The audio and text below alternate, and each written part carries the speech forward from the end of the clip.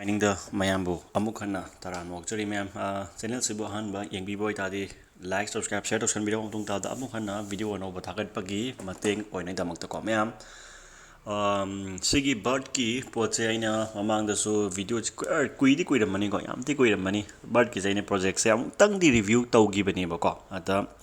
mkhda na noi mind taw bra taw da bra di ai khangre ko ato amuka hana review masa am tang taw jake maram di see November last week and December first week the listing later but see poche ko aduna maru oiba important update chu khara lei ba hai tare ko adugi oinani aina ma'am da update se pijage to jabani do nauna khangdriba sing or beginner ma'am sing join tawdriba sing hojik join tawbiba dum yagani matam kitang lairi ko matam dum lairi hai thani ki maya da di lairi ba ko aduna adum mind to be better kem kai ba leite adum khar do shudum phangni na adum khalli ko sidi kanoni khogi powered by khogi power ni ko khoi powered by sui blockchain ni funded maktina te ko khogi promote to be by dai sui na ko adum pot ni hoi kona su makhata na adum promote torok pagi funded torok pai sa sia wang lei ko hada yeng si 3 hour burning reminder se kai no burning reminder je ko November 1 dagi hawrani ba mai burning reminder hai din na ta bird sing to ba dum ke ko video na game sang ke nan ta li ba bird sing to nan ti daily checking ba na ti ka sa sa video ga ti ngi bird sing to na matan da ma yin ta ko shin da lai ko ji ko aduna maru wa ni daily checking na ka sa yin na ga su na ta wo si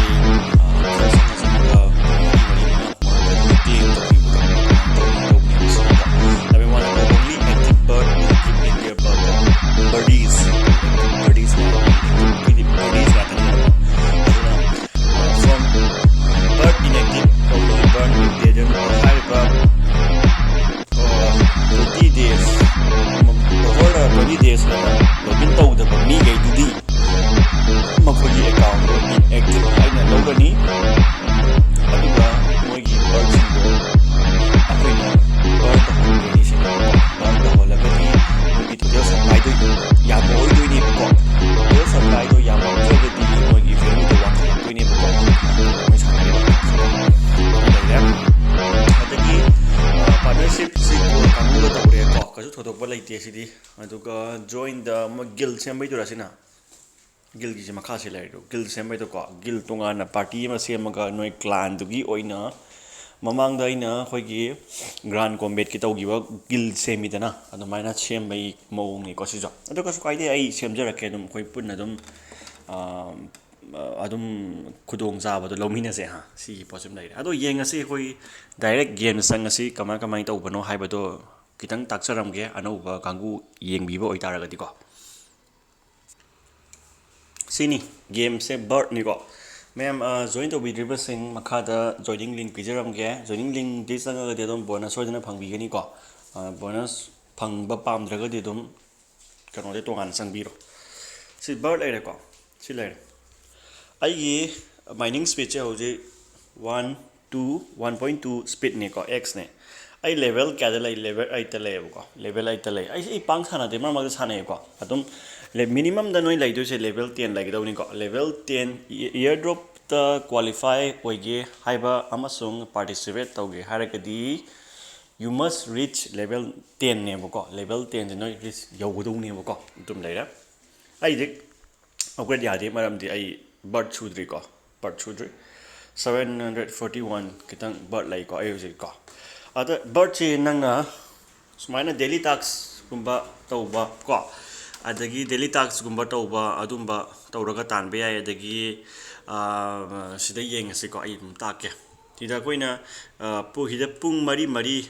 manga khudinge collect tawbani ba si pote ada nang collect tawbiyo ada sida warm gumba khar sala kani warm jo collect tawbiyo ko warm jo mamak tanoi collect tawbiyo ko yan dare ko adagi warehouse anga si hida egg break se egg breaks in adum nungti khaga adum pirakani ba ko egg breaks egg se yam break tawri matik noina bird ya phangdoi ne ba ko 40 bird phangena sumaina ko next turn da in laiwa sumaina pungkhai muk lega egg break tawba dum yarani ba ko gyan tare ko egg break tai su phangni ko a boost tawbu na ngasai gi boost growth time upgrade to su boost tawbu na ngasai gi next level da kan tawbu do ko si asigi pochi ni ko tina invite 10 tawrakanda tawdoi ni ko boost tawbu se ko sini boost kana ba hena speed puthok ba hai se ko boost obe kana ba se spin jina hौजगी spin फंग्रिको सिगी daily check in जे कमाइना तौगनी हाय मतमदा daily check in तौबे याम काना बले डेकिन चेक-इन जे नंग चौगे हाय कदी नंग अहामबदा एसेट चंगनी एसेट चंगा नंगी सुई वालेट से सांग तारे सुई वालेट लैरगदी लैरगदी स्ने इंपोर्ट मेट पिरो को इंपोर्ट मेट पिरो लैरगदी क्रिएट न्यू वालेट हायरगा पासकोड तौरगा नौना हांगबिरो को अदु हांगगा नंगना हाइरिबा नंगी हांगबे अकाउंट से खतंग मुन ताबियो को नंगी सुई हांगिबे अकाउंट से सब हंगागे को तो सी सुई हांगे को हजे सुई हांगे को सुई हांगबनीना हांगजब सुईनेबको हांगजरे को सुई वालेट हांगजरे सी सुई वालेट से मिनिमम दा सुई से $1 or $2 हाप थमोब को रिसिप्ट तौरगा नंग सुई हाप थमजरोब को अदु ओरगदी नंगना सुई हाप थमगदी नंगी डेली चेक-इन तौबसे गैस फी ककनेबको इदा येंगो हम कहाँ चलेगा सिदर डेली चेक-इन डेली नपतने ट्रांजेक्शन से अप्रूव तौब अप्रूव से यारोय मरमदि सुई याउदेबा को डेली चेक-इन तौदेबा मरमदि को अदा डेली चेक-इन जे तौगदौने अदो तौदसु यायेबको अदो डेली चेक-इन तौरदि हेना माइनिंग स्पीड तो थुगललगा प्लस नंगी बोनस अपग्रेड तौब हेले हाइबि वा खतनेबको ग्यान तारेको मरु ओइना मोय लेवल के कादलो येंगकनेबको अदु लैरे अदगी एयरड्रॉप से क्राइटेरिया से लै से यूमा सिदा हाइजे मैक्सिमम लेवल से रिच 10 अमा यौगदौने ग्यान तारेको ऑन चेन एक्टिविटीज पांगथोक पिगदबनी हाइबनेबको ऑन चेन जे कई ओबे तारे मागी ऑन चेन से सुई ओबे तारे सुई ग्यान तारेको सुई वालेट से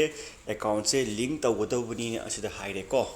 ग्यान तारेको लिस्टिंग इन डिसेंबर को डिसेंबर लिस्टिंग निको डिसेंबर फर्स्ट वीक तनाती को डिसेंबर मिडल और लास्ट वीक ताबनी को सी पोचा मोइन ऑफिशियली अनाउंस तौदबे वानी को